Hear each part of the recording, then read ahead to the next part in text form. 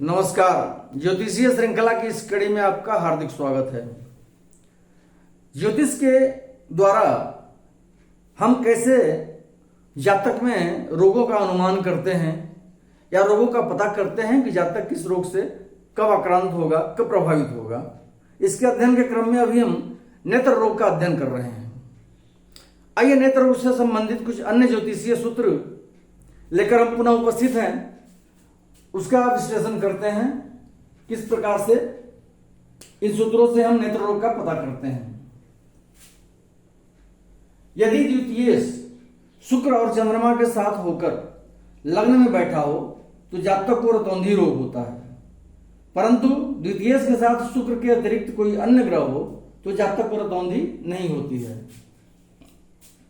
द्वितीय भाव का स्वामी चंद्रमा और शुक्र के साथ होकर के लग्न में बैठा हो, अर्थात तीन ग्रह द्वितीय, शुक्र और चंद्रमा लग्न में अवस्थित हो तो ऐसा स्थिति में जातक को रतौंधी होती है। परंतु यदि द्वितीय के साथ शुक्र के अलावे शुक्र नहीं हो, द्वितीय और चंद्रमा हो और उसको शुक्र के अतिरिक्त कोई अन्य ग्रह बैठा हो उसके साथ, तो ऐसे जातक को रतौंधी नहीं होती है। अगला पॉइंट है, यदि बलहीन सूर्य वक्री ग्रह की राशि में हो, चंद्रमा मंगल से आक्रांत होकर कर्क राशि में हो अथवा धनु राशि के अंतिम नवमांश में हो तो जातक अंधा होता है। इन योगों में चंद्रमा पर यदि सूर्य की दृष्टि पड़ती हो तो जातक को रतौंधी होती है और शनि की दृष्टि हो तो जातक दिवांग होता है। सूत्र में कहा जा रहा है कि यदि बलहीन सूर्य बलहीन कब होता है, या तो शत्रु राशि में हो, नीच राशि में हो, या शत्रु के नवमांश नीच के नवमांश में हो। इस प्रकार से बलहीन सूर्य वक्री ग्रह की राशि में हो, कुंडली में जो ग्रह उस समय जातक के जन्म के समय बकरी चल रहा हो उसकी राशि में बलहीन सूर्य पड़ा हुआ हो और चंद्रमा मंगल से आक्रांत होकर के कर्क राशि में पड़ा हो।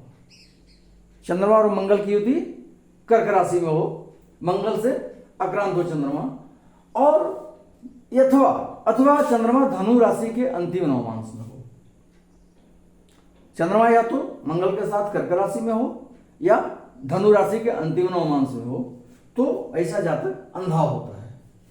यदि इस योग में उस चंद्रमा पर सूर्य की दृष्टि पड़ रही हो तो जातक को रतौंधी रोग होता है, और यदि शनि की दृष्टि पड़ रही हो तो जातक को दिनौंधी होता है, दिवांध होता है जातक। दिनौंधी मतलब उसको दिन में दिखलाई पड़ना बंद हो जाता है ऐसे जातक को, और रतौंधी मतलब जातक रात्रि में देखना बंद कर देता है, सूर्यास्त के बाद जातक को दिखलाई पड़ना बंद हो जाता है। अगला पॉइंट है, यदि शुक्र और मंगल सप्तम स्थान में हो और उन पर पापक ग्रह की दृष्टि पड़ती हो तो जातक को रतौंधी होती है।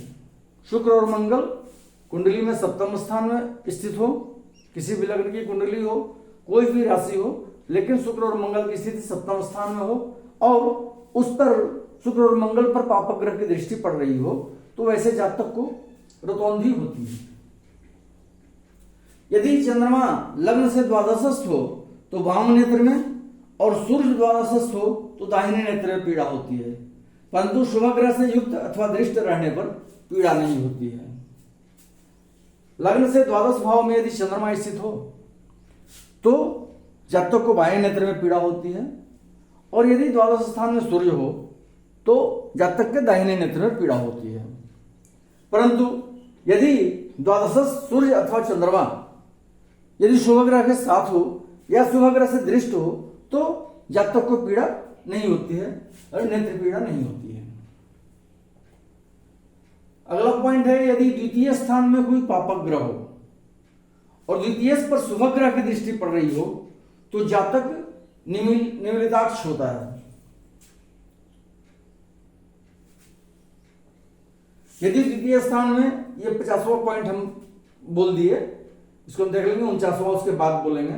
यदि द्वितीय स्थान में कोई पापक ग्रह हो और द्वितीय पर शुभ ग्रह की दृष्टि पड़ रही हो तो जातक निमिलिताक्ष होता है, अर्थात द्वितीय स्थान में कोई पापक ग्रह बैठा हो और द्वितीय जहां भी बैठा हो उस पर शुभ ग्रह की दृष्टि पड़ रही हो तो वैसा जातक निमिलिताक्ष होता है। निमिलिताक्ष भवन बोलते हैं चौंधा जिसको बोलते हैं, या जातक अपनी आंख दबाता है, अनियमित तरीके से दबाता है। वैसे तो आदमी की पलक झपकती है, लेकिन वो आंख देर से दबाता है, कभी दाई दबाता है, कभी बाएं दबाता है। कई तरह के लोग होते हैं जिनमें कई कई तरह की निवृत्ताक्ष वाली प्रवृत्ति होती है, आंख दबाने वाली। तो ऐसा जातक निवृत्ताक्ष होता है। अभी 49वां पॉइंट पर हम डिफाइन करते हैं, यदि मंगल लग्न से द्वादश स्थान में हो तो वाम नेत्र में, तथा शनि द्वादश स्थान में हो तो दाहिने नेत्र में पीड़ा होती है। लग्न से 12वें भाव में यदि मंगल स्थित हो तो बाएं नेत्र में जातक की पीड़ा होती है, और यदि शनि द्वादश स्थान में हो तो जातक के दाहिने नेत्र में पीड़ा होती है। परंतु वही स्थिति है 48वें पॉइंट वाली, यदि मंगल अथवा शनि के साथ कोई शुभ ग्रह बैठा हो या उस पर शुभ ग्रह की दृष्टि पड़ रही हो तो जातक को नेत्र पीड़ा नहीं होती।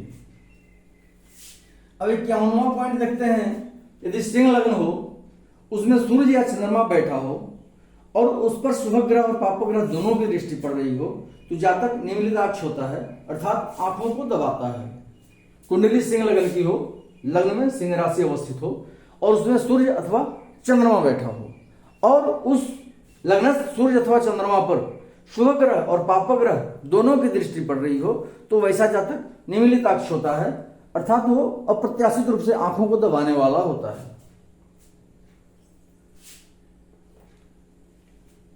बावनवां पॉइंट है, द्वितीय का नवमांश पति किसी पाप ग्रह के साथ हो और चतुर्थ स्थान में कोई दूसरा पाप ग्रह स्थित हो तो जातक को नेत्र रोग होता है। द्वितीय जो है द्वितीय भाव का स्वामी, उसका हम नवमांश देखेंगे किस राशि के नवमांश में है। उस नवमांश का जो अधिपति है, जो स्वामी है, वो लग्न कुंडली में किसी पाप ग्रह के साथ बैठा हो और चतुर्थ स्थान में कोई दूसरा पाप ग्रह बैठा हो तो वैसी स्थिति में जातक को नेत्र रोगी हो, जातक को नेत्र रोग होता है और वैसा जातक नेत्र रोगी होता है। फिर से जान लें, द्वितीय का नवमांश पति, द्वितीय भाव का नवमांश पति जो द्वितीय जिस राशि में है, उसका जिस राशि के नवमांश में है उसका अधिपति किसी पाप ग्रह के साथ लग्न कुंडली में बैठा हो और चतुर्थ भाव में कोई अन्य पाप ग्रह बैठा हो तो जातक नेत्र रोगी होता है। अगले वीडियो में हम कुछ अन्य नेत्र रोग संबंधित सूत्र लेकर के उपस्थित होंगे। नमस्कार।